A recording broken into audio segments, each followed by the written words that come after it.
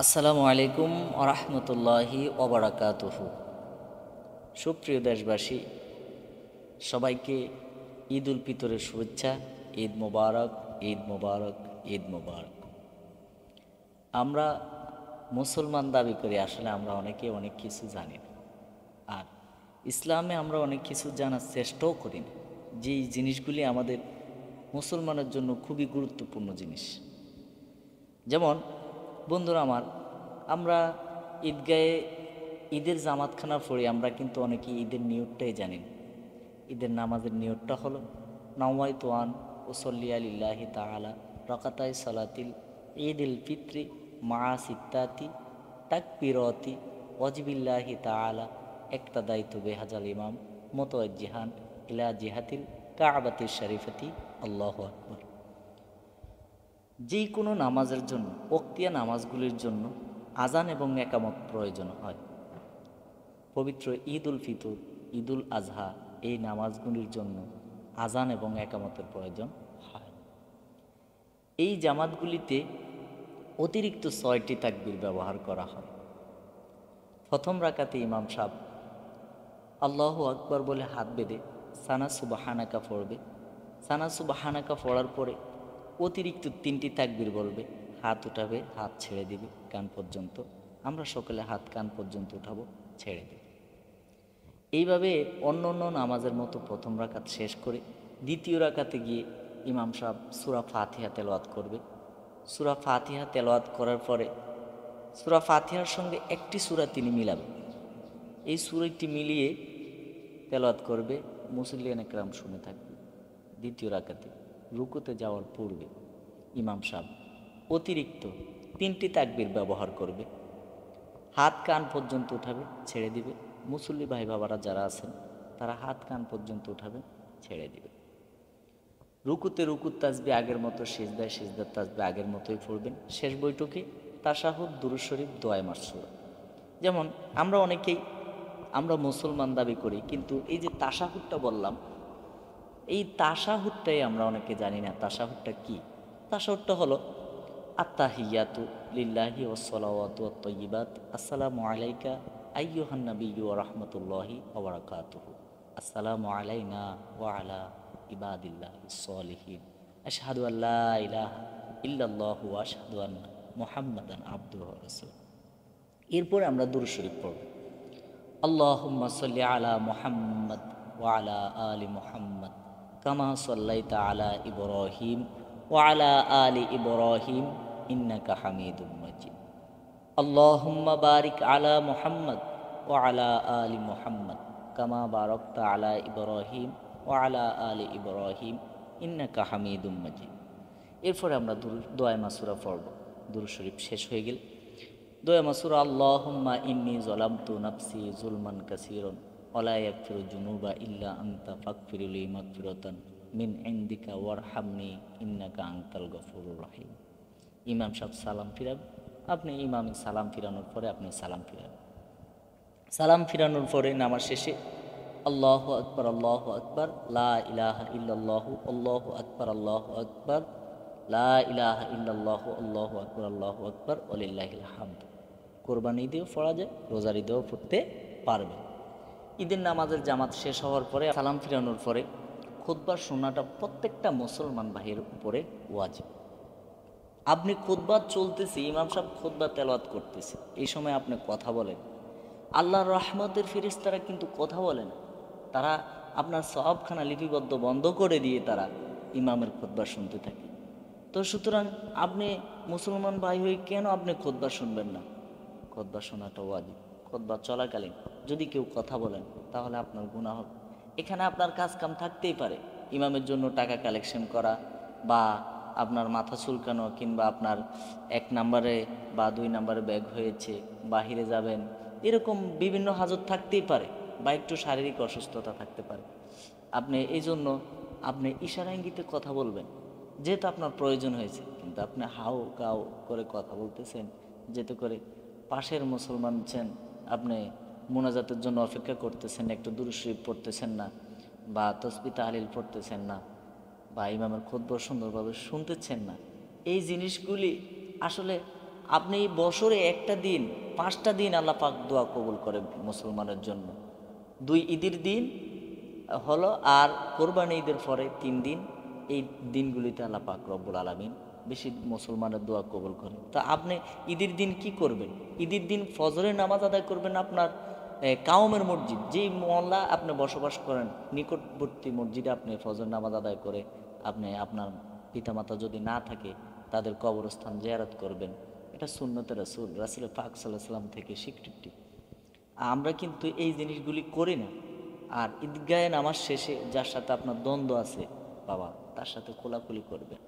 আল্লাহুম্মা জিদ মুহাব্বাতি, তার সাথে কোলাকুলি দিবেন, আর এই দোয়াটা বেশি বেশি পড়বেন।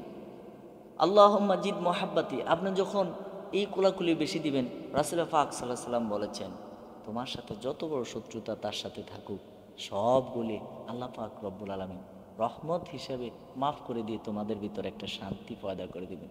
বেশি বেশি দান সদকা করবেন, সাধ্য অনুযায়ী দান সদকা করবেন, যাহা আপনার তৌফিকে কুলায় তাহা আপনি দান সদকা করবেন। এতে করে আল্লাহ পাক রব্বুল আলামিন, বাংলাতে একটি প্রবাদ আছে, খায়ঘাটের পানি শুকায় না।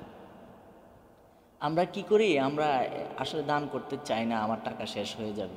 আপনি দান করেন, আল্লাহ পাক রব্বুল আলামিন আপনাকে দান করবে। এজন্য বন্ধুগণ, মুমিন মুসলমান ভাইগণ, সকলকে এই রোজার ঈদ চলে গিয়েছে বিদায় আমরা নামাজ, রোজা, এবাদত, আমল আখলাক ছেড়ে দিব, বিষয়টা কিন্তু এমন না। আল্লাহ রাসূল পাক সাল্লাল্লাহু আলাইহি ওয়াসাল্লামের অনেক যারা প্রিয়তম অনেকগুলি সাহাবী রোজার ঈদের দিন কিন্তু মাটিতে গড়াগড়ি করে কান্নাকাটি করেছেন, এরকম হাদিস শরীফে পাওয়া যায়। রাসূল পাক সাল্লাল্লাহু আলাইহি ওয়াসাল্লাম সাহাবা কেরামকে জিজ্ঞেস করলেন, ও আমার সাহাবীরা, তোমরা কেন ঈদুল ফিতরের দিন, আনন্দের দিন, আল্লাহ তাআলা তোমাদেরকে আনন্দের দিনটা দান করেছে, এই দিনে তোমরা কেন মাটিতে গড়াগড়ি করে রোদন করে তোমরা কাঁদছো, অকাতরে তোমাদের চোখের পানি ঝরতেছে কেন? ওই সাহাবা কেরাম প্রশ্ন জবাব দিলেন, ইয়া রাসূলুল্লাহ, আপনি বলেছেন যে ব্যক্তি রোজা নামাজ করে মাহে রমজান মাসে জীবনের গুনাহগুলি মাফ করতে না পারলো সে ব্যক্তি ধ্বংস হয়ে যায়, আর রোজার অভিশাপ তাদেরকে আপনি দিয়েছেন। আমরা তো জানি না আমাদের নামাজ রোজা কবুল হয়েছে কিনা। সুতরাং রমজান মাসে রোজা রাখার পরে, 30টি রোজা রাখার পরে, 5 ওয়াক্ত নামাজ পড়ার পরে, কোরআন তেলাওয়াত করার পরে আপনি নিষ্পাপ নিজেকে নিষ্পাপ ভেবে আপনি যদি বাকি 11টা মাস অঢালভাবে গুনাহ করতে থাকেন, অন্যায় অবিচার করতেই থাকেন, বা এই বিনা হিসাবে গুনাহ করতে থাকেন, এটা তো নিজের পায়ে নিজে আখিরাতের জন্য ক্ষতি করলেন। আল্লাহ পাক রব্বুল আলামিন আমাকে আমাদের সকলকে, সকল মুসলমান ভাইকে, দ্বীনি ভাইকে আল্লাহ রাসূল পাক সাল্লাল্লাহু আলাইহি ওয়াসাল্লামের প্রতি ঈমান রেখে সঠিকভাবে আমল করার, আল্লাহর প্রতি ঈমান রাখার তৌফিক দান করুক। আল্লাহু আল্লাহু তুমি জাল্লে জালালু, শেষ করা তো যায় না গে তোমার গুণগান।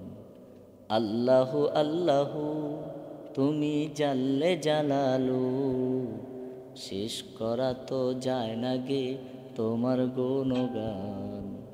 আল্লাহু আল্লাহু তুমি কাদের গাফফার, তুমি জলিল ও জাব্বার, তুমি কাদের গাফফার, তুমি জলিল ও জাব্বার, অনন্ত অসীম তুমি রহিম রহমান। আল্লাহু আল্লাহু তুমি জাল্লে জালালু, শেষ করা তো যায় না গে তোমার গুণগান। আল্লাহু আল্লাহু শিশু মুসা নবীরে যখন দুশ্মনেরই ডরে সিন্ধুকে ভরিয়া দিল ভাষায় সাগরে। শিশু মুসা নবীরে যখন দুশ্মনেরই ডরে সিন্ধুকে ভরিয়া দিল ভাষায় সাগর। প্রাণে ছিল যাহার ভয় সেথায় পেল সে আশ্রয়, প্রাণে ছিল যাহার ভয় সেথায় পেল সে আশ্রয়। সেই দুশ্মনির হাতে তিনার বাঁচাইলে প্রাণ। আল্লাহু আল্লাহু তুমি জাল্লে জালালো, শেষ করা তো যায় না গে তোমার গুণগান। আল্লাহু আল্লাহু যখন ইউনুস নবীরে খাইল মাছেতে গিলিয়া, ফেরেশতা পাঠায়া দিলে ইসমে আজম দিয়া। যখন ইউনুস নবীরে খাইল মাছেতে গিলিয়া, ফেরেশতা পাঠায়া দিলে ইসমে আজম দিয়া। দমে দমেতে হরদম পড়ে সেই এসমে আজম, দমে দমেতে হরদম পড়ে সেই এসমে আজম। সেই দুশ্মনের গর্ব থেকে সে যে পেল পরিত্রাণ। আল্লাহ আল্লাহ তুমি জাল্লে জালালু, আল্লাহ আল্লাহ তুমি জাল্লে জালালু। শেষ করা তো যায় না গে তোমার গুণগান। আল্লাহ আল্লাহ। আমরা মুসলমান, আমরা কিন্তু বুঝি না, অনেকে অনেক সময় অনেক কিছুই জানি না, জানার জন্য কাউকে জিজ্ঞেসও করি না অনেক সময়। যেমন সাধারণ কিছু নামাজের নিয়ত আমরা জানি না, স্বাভাবিকভাবে দেখা যায় অনেকে জুমার নামাজের নিয়তটাও পারে না। জুমার নামাজ পড়ি, আল্লাহু আকবার বলে ইমাম সাহেবের পিছনে দাঁড়িয়ে নামাজ শেষ করে খুব দ্রুত সালাম ফিরে চলে আসি। জুমার নামাজের নিয়তটা মুমিন মুসলমান ভাইগণ আমাদের শিখা জরুরি। নওয়াইতু আন উস্কিতা আন জিম্মাতি ফারদুজ জুহুরে বা আদায় রকাতাই সলাতিল জুমাতি ফারদুল্লাহি তাআলা একতাদাইতু বিহাজাল ইমাম মুতাওয়াজ্জিহান ইলা জিহাতিল কাবাতিশ শরীফাতি। আল্লাহু আকবার। ছোট্ট নিয়তখানা আমরা অনেকেই জানি না। আমা তৌফিকি ইল্লা বিল্লাহ। আসসালামু আলাইকুম ওয়া রাহমাতুল্লাহি ওয়া বারাকাতুহু।